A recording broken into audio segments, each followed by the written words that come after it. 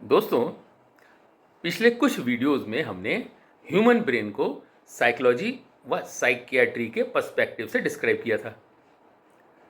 आज हम human brain को न्यूरोसाइंस के दृष्टिकोण से बड़े संक्षेप में जानेंगे।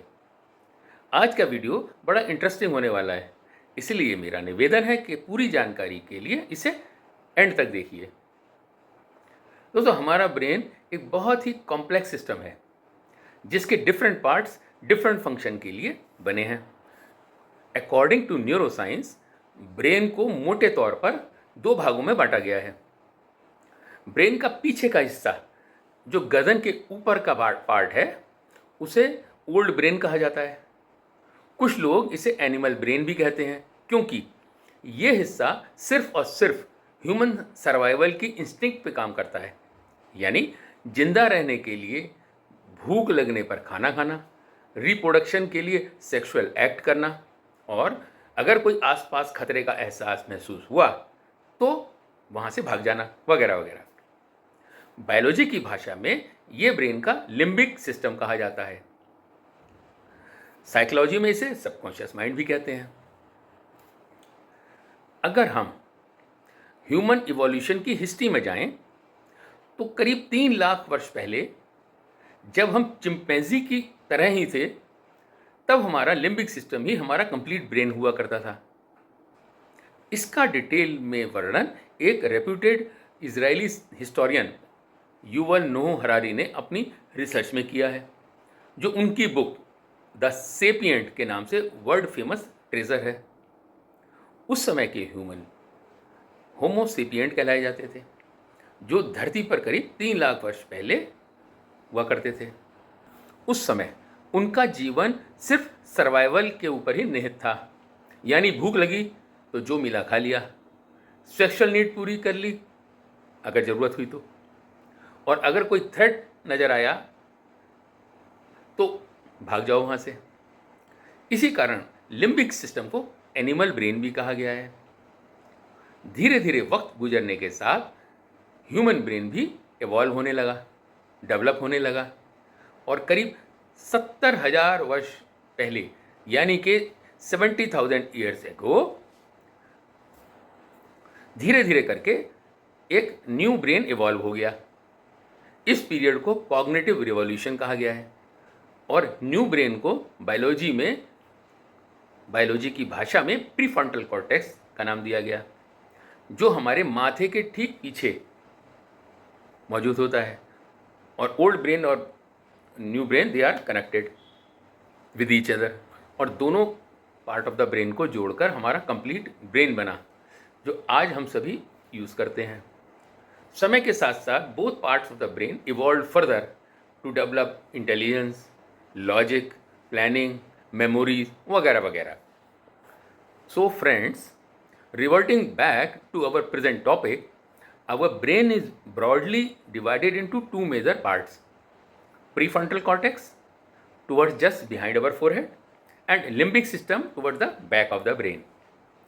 अब उनके काम व विशेषताओं को ब्रीफ में समझते हैं। दोस्तों, लिम्बिक सिस्टम जो कुछ छोटे छोटे पार्ट से मिलकर बना है वो इमोशंस क्रिएट करता है, survival instinct and intuitions create करता है। जब प्रीफ्रंटल कॉर्टेक्स, जिसे शॉर्ट में पीएफसी कहा जाता है, जब लॉजिकल थिंकिंग के लिए ये काम करता है, पीएफसी प्लानिंग ऑफ वर्क व फ्यूचर प्लानिंग के लिए काम करता है। लिम्बिक सिस्टम हमारे ब्रेन का एक बहुत ही इंपॉर्टेंट पार्ट होता है। ये हमें सर्वाइवल के लिए जो भी ज़रूरी है उसके पीछे जाने की अर्ज को क्रिएट करता है, चाहे वो फूड हो या सेक्स विद अ पार्टनर हो, या रिप्रोडक्शन के लिए नेचर ने सेक्स अर्ज भी प्रदान की है उसे। यह सारा काम लिम्बिक सिस्टम में पड़े डोपामिन नेटवर्क के द्वारा ही गाइड होता है। लिम्बिक सिस्टम में अब प्रेजेंट एमिग्डाला एक ऐसा पार्ट ऑफ ब्रेन है जो सर्वाइवल के लिए हमें सामने से डेंजर आने पर भाग जाने की इंस्टिंक्ट क्रिएट करता है।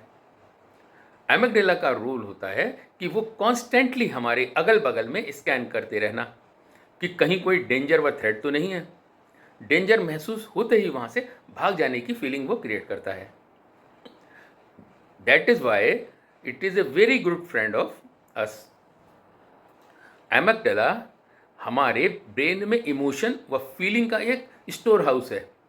अगर किसी वजह से एमिग्डाला डिसफंक्शन हो जाए तो human action out of control हो जाएगा, उसमें फीलिंग इमोशन खत्म हो जाएंगे। फिर क्या होगा, लगातार इंसान खाना खाता रहेगा, इंसान हाइपर सेक्सुअलिटी का शिकार हो जाएगा, यानी हर वक्त वो सेक्स के ही बारे में सोचेगा, नॉन स्टॉप वो बकबक करता रहेगा, वो भी नॉन सेंसिकल, क्योंकि उसमें ब्रेक लगाने का मेथड ही नहीं है, क्योंकि इमोशन तो है ही नहीं। एमिग्डाला इज नॉट फंक्शनल, यानी कि वो एक साइकोपैथ की तरह बन सकता है। इसीलिए amygdala keep your emotion in check and in control. परंतु अगर एमिग्डाला हाइपर एक्टिव हो गया, यानी उसमें टू मच इमोशन की बाढ़ आ गई, तब वो एंग्जाइटी का कारण बन जाता है। आप हमेशा डरे हुए रहेंगे बिना किसी लॉजिकल रीज़न के। ये स्थिति आगे चलकर डिप्रेशन का कारण भी बन सकती है। अब ब्रेन के दूसरे पार्ट यानी प्रीफ्रंटल कॉर्टेक्स की चर्चा करते हैं।